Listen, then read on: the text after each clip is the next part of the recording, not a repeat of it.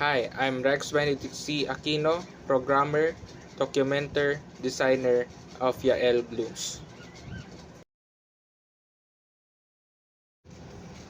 What was the most challenging part of the project?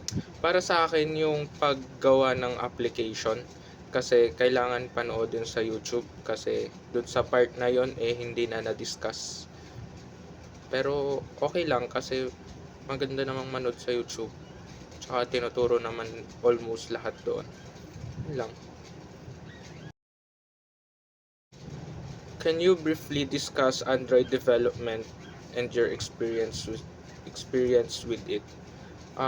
My experience sa Android Studio, Android development is mahirap kasi syempre solo, panay YouTube, panay tanong kung paano yung ganito, paano yung ganyan, tanong sa kaklase, tanong sa kaibigan, tanong sa tito, kung paano gawin to. Yun, mahirap pero masaya kasi kahit papano may natutunan naman.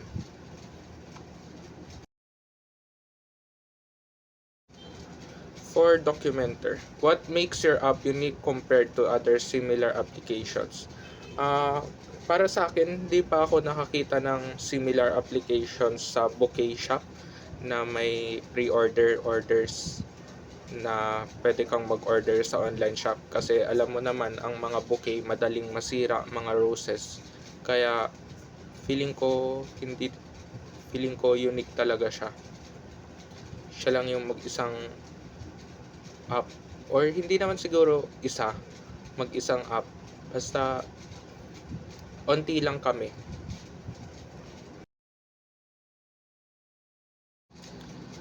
Does your app design meets users' needs? I think yes, the app design meets the users' needs.